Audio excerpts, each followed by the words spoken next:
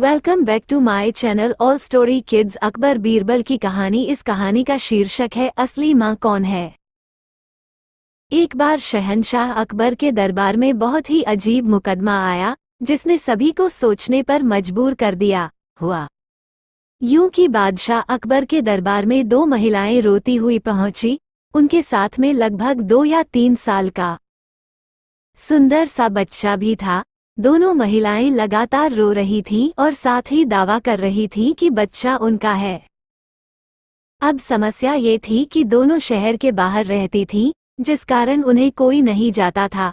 इसलिए ये बताना मुश्किल था कि उस नन्हे से बच्चे की असली माँ कौन है।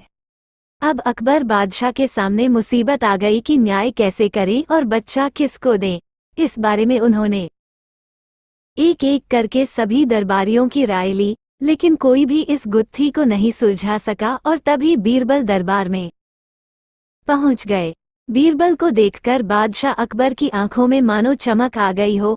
बीरबल के आते ही अकबर ने इस समस्या के बारे में उन्हें बताया। अकबर ने बीरबल से कहा कि अब तुम ही इस समस्या का समाधान करो। बीरबल कुछ सोचते रहे और फिर जल्लाद को बुलाने के लिए कहा। जल्लाद के आते ही बीरबल ने बच्चे को एक जगह बैठा दिया और कहा, एक काम करते हैं, इस बच्चे के 2 टुकड़े कर देते हैं। एक एक टुकड़ा दोनों माँओं को दे देंगे। अगर इन दोनों महिलाओं में से किसी एक को ये बात मंजूर नहीं है तो जल्लाद उस महिला के 2 टुकड़े कर देगा। ये बात सुनते ही उनमें से एक महिला बच्चे के टुकड़े करने की बात मान गई और बोली कि उसे आदेश मंजूर है। वह बच्चे के टुकड़े को लेकर चली जाएगी, लेकिन दूसरी महिला बिलख बिलख कर रोने लगी और बोलने लगी, मुझे बच्चा नहीं चाहिए, मेरे 2 टुकड़े कर दो, लेकिन बच्चे को मत काटो। ये बच्चा दूसरी महिला को दे दाएं।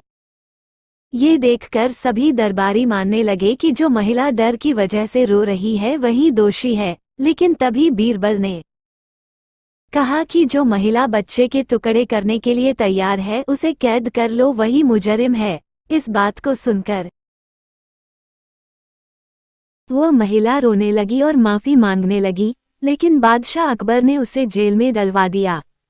बाद में अकबर ने बीरबल से पूछा कि तुमको कैसे पता चला कि असली माँ कौन है।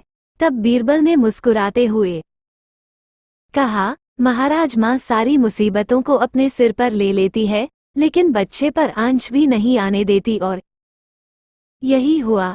इससे पता चल गया कि असली माँ वह है जो खुद के टुकड़े करवाने के लिए तैयार है, लेकिन बच्चे के नहीं।